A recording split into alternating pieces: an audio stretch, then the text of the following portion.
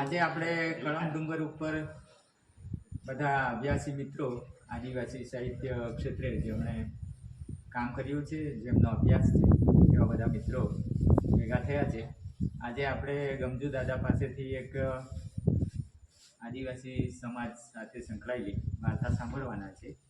તો પહેલાં હું એમને આ પ્રકૃતિના તીવ્રા ફૂલોથી સ્વાગત કરું છું અને પછી આપણે એમની વાર્તા સાંભળીએ. જો દાદા, વેલકમ.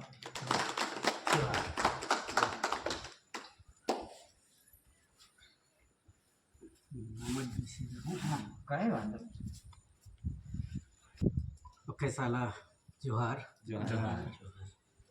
કારણ પ્રકૃતિની જ્યારે વાતો કરવાની હોય તો પ્રકૃતિને પહેલાં નમન કરી લેવાનું. પણ આજે જે આપણે જે વાત કરવાની તે આ ડુંગરની વાત કરવાની છે. એ ડુંગર પર એ તાંદળા સવરનું ઘર છે અને એક આખી કથા એવી છે. ઈસવીસન પૂર્વે 200 વર્ષથી ઈસવીસન 250 વર્ષ જ્યારે સાતવાહનનું શાસન ચાલતું હતું ત્યારે એ શાસનમાં કળમ રાજા થઈ ગયા, જેનું આ હનુમાન જે હનવત જે છે ને એની પેલી બાજુ છે. અને આ ઝાડવું જે છે ત્યાંથી આખી દેવદારકા ભરે છે. એટલે કોની? મહાદેવની દેવદારકા, કાલ્પનિક નહીં. પણ હવે એ કેમ કે આ બધી જ સેવર માવલીઓ છે ને ખાંભા ડુંગર પર, યાને કે વનસ્થલા અને ધનસ્થલા, એમાં બે ભાગ આવે. વનસ્થલા એટલે કે જે આયુર્વેદિક વનસ્પતિઓ છે એ, અને ધનસ્થલા એટલે કે જે આપણે અનાજની જાળીઓ એ માતાજી. હવે ત્યાં છે ને તો મત્સ્ય ભગતની કથા અનુસાર છે ને તો રીસામણું કંઈક થાય છે કે મત્સ્ય ભગતે કાળા સવરને હાથ લગાડવા પડે છે. એટલે એ વાત રાજમાતાને ખબર પડે છે. એટલે હવે છૂટા થવું પડે ને, તો એના માટે છે ને આપણે જ્યારે પણ ગણતરીની કે કંઈ આવી વિધિ કરતા હોય ત્યારે એક કોળિયું લઈને એમાં એક જ કોળિયામાં બે વાતો કરતા છે. ભગત કહેતા નથી કેમ કરતા છે. બાકીના દીવાઓમાં એક એક જ્યોત રહે છે. એની વહેંચણી આ ડુંગર પર કરવામાં આવે છે. આ ડુંગર પર, આ ડુંગરને આમ જોવા જઈએ ને તો કળમ ડુંગર કહે છે. અને કળમ ડુંગર કળમનું ઝાડ છે અને એ ઝાડની સાલ ઉકણાઓમાં આજે જ્યારે શનૈની ક્રિયા હોય કે દિવસ પાણીની ક્રિયા હોય ત્યારે એ કળમનો સાલનો યુઝ કરે છે. હા, એટલે તે કળમ પાટીલ અહીંયા છે અને એમની આખી દ્વારકા છે. હવે અહીંથી જે 7 સેવર માવલી છે એને વહેંચણી થાય છે. હા, અહીંથી વહેંચણી થાય છે. એટલે તાંદળા સેવર જે ખરીને, તાંદળા એટલે તાંદૂળ, તાંદૂળ એટલે ભાત. ભાતનો દાણો કેવો આવે? સોના જેવો આવે, બરાબર? તો એને સોના જેવો આવે એટલે છે ને તે એને તોરણા સવર, તોરણ એમ પેલો હાર બનાવે છે એનો તોરણ. તો આજે જ્યારે પણ આપણે મોઠની વિધિ હોય ત્યારે છે ને તો ભાતનો જ તોરણ બનાવીને લાવીએ. કેમ લાવતા છે તેનું કારણ આ છે.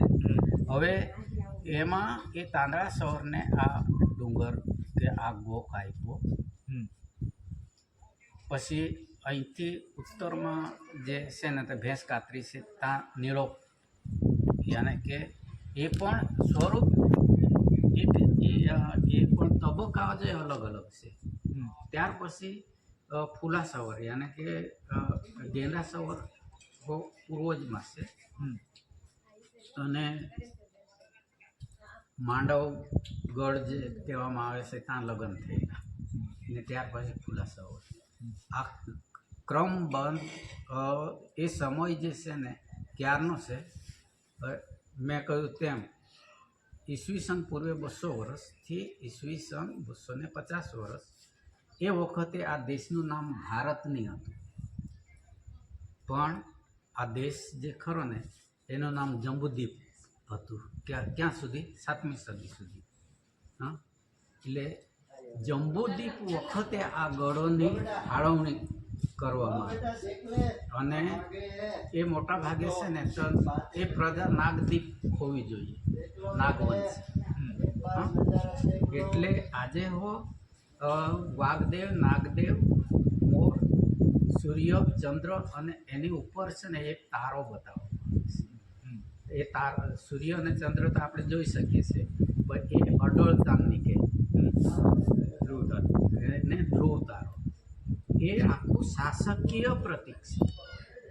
જેમ જેમ શાસક થતા ગયા તેમ તેમ એના પ્રતીકો અને ટોટેમ એનું બનતું ગયું. એક ઝાડ તો શાક, જીવજંતુ તો નાગ, પ્રાણી તો વાઘ, પક્ષી તો મોર, ઉપર સૂર્ય, ચંદ્ર અને અડળ ચંદ્ર. યાને કે આ જે પણ કથા કૂકણાઓની છે ને એમાં સાત સાતમાં જ જોડાઓ આવશે. ઘરના દેવો હશે. હવે હીરવા હશે તો હીરવાને હાથે સાત સિપાઈ. ત્યાર પછી પીढ़ી તુમને ઘરમાં તો 5 દેવ અને ઈર અને સુપલી 7 હોય ના. હવે એ ડોંગર પર આપણે જ્યારે ચડ જવાનું ના તો એ ડોંગર એટલે યોગડાક ડોંગર નહીં મળ્યો. વઘઈનો દોડીપાડાથી પાયો તે આખો આમ તમે જેમ જેમ આવ્યા ને એને ફરતે આવશે. અહીંથી આમ જે હોય એટલે નાના પાડા આવશે, નાના પાડાથી પાછું વઘઈ સુધી અને એની ઉપર બધા જ છે ને 8 ગામો છે. હવે એ ઇલાકામાં એર ટુ એર કોઈ બી એક કેન્દ્ર બિંદુ છે આ એક. હા, air two air 40 kilometre, 40 kilometre પર પાછું એનું શાસન હશે. હા, હવે ધારો કે પીલવા ડુંગર છે ને અહીંયા આપણે ચોરંગા પાસે તો પીલવા ડુંગરથી અહીંયા વ્યારા પાસે એક છે ને ત્યાં ગોવાળદેવ કે કાંજણ. હા, હવે એ શબ્દ અહીંયા પીલવા કે પીલવા પેંડા અને ત્યાં ગોવાળ કે. આપણે કરંડીમાં કયા આપણે કરંડીમાં જે ખરા ને ગોવાળદેવ.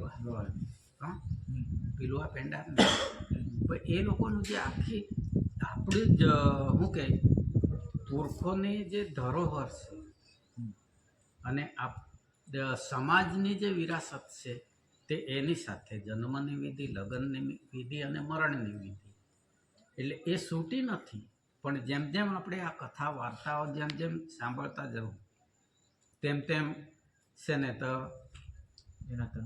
એના તંતુઓ જોડાય, ચાવી અને તાળા ખુલતા જાય. હવે ભગતો નથી કહેતા, શિક્ષિત વર્ગ જે છે એને આ વસ્તુનો કંઈ એ જ નહીં મળે. હવે કંસરી તો એનું કુટુંબ હતું એમ તો કુટુંબમાં કંસરીનો મામો કોણ? બ્રહ્મદેવ.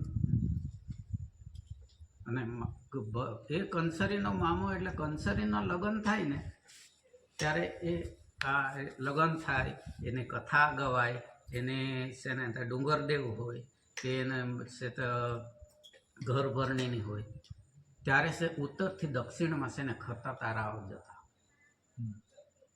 યાને કે એક અગ્નિ તત્વનું પ્રતીક. હા, ડુંગરદેવ કેમ કરવામાં આવે કે એ ડુંગર પર તમે આવો એટલે તમને છે ને સુગંધ કંઈક અલગ આવશે. ત્રીજી વસ્તુ એ છે કે એ જ ડુંગર પર તમે જાઓ તો કોઈને કંઈક વસ્તુઓ મળે છે. હા, હવે એ વસ્તુઓમાં ક્યાં તો બેનો ઘંટીથી દળતી હોય, ખાંડતી હોય, બાળક રડતું હોય. હા, એ તે કાંઈ પારણા હાલરડા કે જે ખરા ને એ ગાતી હોય અને વાસરડું ભાંભરતું હોય. આ રીતની છે ને તો આજે ઘટના ઘટે છે.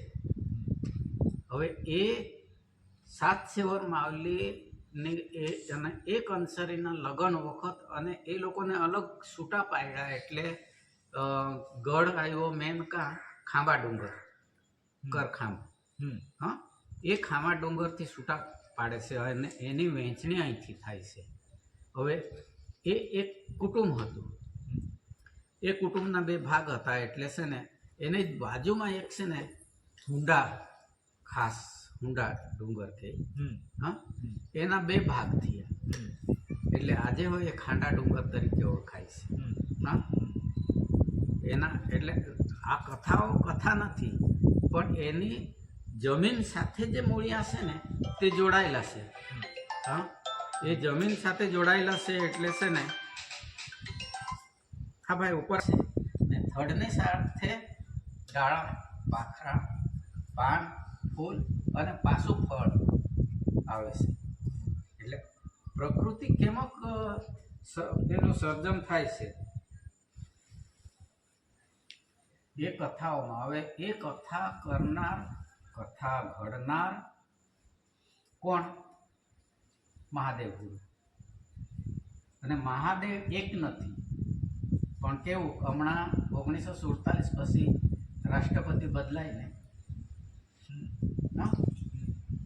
પદવી એટલે મહાદેવની એક પદવી છે ને પ્રથમ પદવી જે ખરીને તે હિમાલય જેને થાળકર છે ને ધવળાગીર હા ધવળાગીર એને જ નીચે આવો એટલે અમરકંટક. તો અમરકંટક એટલે શું? અમૃતિક જ્યાં પ્રથમ સ્ત્રી અને પુરુષનું મિલન.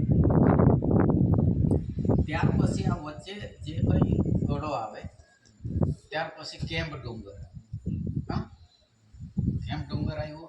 કેમ્પ ડુંગરથી એકદમ દક્ષિણે કર્ણાટકમાં તમે જાઓ ગોવાથી 92 કિલોમીટર અંદર આજે જેવો આ કારવાર ઇલાકો છે એને જ કારવેજ યુગ કહે છે હા આપણે જ્યાં બેઠા છે એને ઓરિજિનલ તે વખતે અધેર યુગ કહેવામાં આવે એટલે જેવા આપલા ઇલાકા જોવા એલા અંધેર યુગ સંગાય છે. અને પૂર્વમાં આ જે સેંદવડ છે એની પેલી બાજુ સાકરી નંદુરબાર ધુળિયા એ ઇલાકો જે ખરે ને એને ધનેર યુગ એટલે કુકણાઓની વસ્તી આટલા ઇલાકાઓમાં હતી છે અને રહેશે એ વસ્તુ નક્કી થાય છે. આવા જ નવા વિડીયો જોવા માટે અમારી યુટ્યુબ ચેનલને સબસ્ક્રાઈબ કરો, લાઈક કરો અને શેર કરો અને કમેન્ટ કરો.